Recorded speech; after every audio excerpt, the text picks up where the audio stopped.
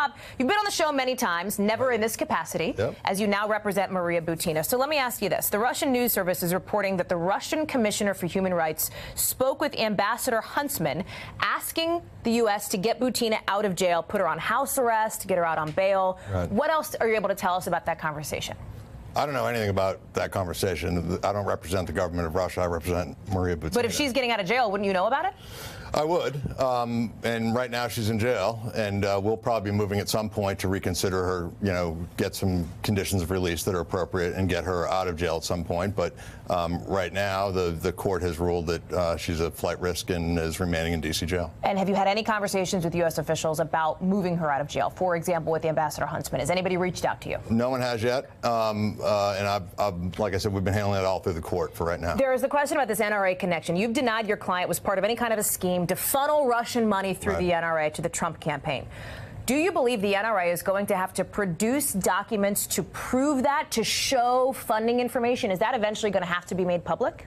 I just don't think there's any evidence of it, so I'm not sure how you prove a negative. I mean, I haven't seen... By releasing documents, right, that show that. Wouldn't that make... But, I mean, I've seen a lot of documents from Maria's side, and I've seen all her bank account records and any corporation she's associated with, and I haven't seen anything like what's been alleged. I mean, I really think it's not a matter of interpretation. I just haven't seen anything that supports this notion of her being any kind of conduit of Russian money. So the argument is this, she was just kind of a babe in the woods who got wrapped in something bigger than herself? Well, I don't know if babe in the woods is fair. She's an ambitious young woman who had a career in Russia as a gun rights advocate and was kind of known as a gun rights advocate there and had some fame over there, and then came to the U.S. And developed relationships with gun rights people here and was a student. I mean, she graduated in May with a 4.0 from American. Who was accused of not registering as she should have as but again, I guess the question would be not registered to do what? I mean, what the government's accused her for is going to dinner and going to some events. I'm not positive any of that requires registration.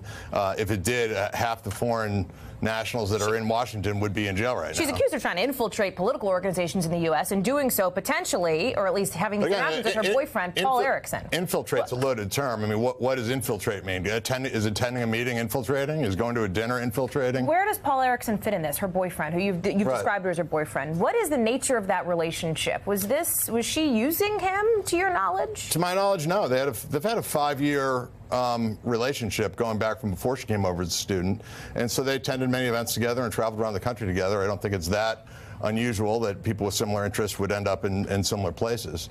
Pretty big age difference. I mean, not that that precludes things, but that did raise some questions. Who am I to judge, Why did you, just because you've been on the show again as your sort of role as DOJ, why did you take on this case? Who's paying you to do it? What spoke to you about this? I took on the case because Maria contacted me through another client.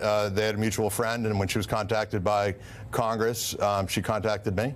And part of the reason I'm doing this is because I think she's innocent of all this. I think this has nothing to do with the Mueller case, obviously, because the Mueller folks haven't been interested. And I think that she has been caught up in this unfairly and kind of the Russia scare. Thank you for checking out our YouTube channel. Why don't you subscribe? It's really easy. Just click on that button down there. And for more news from MSNBC, click on any of these videos here for the latest interviews and highlights. You can get more videos from MSNBC with our newsletters. Head over to msnbc.com/newsletters to sign up.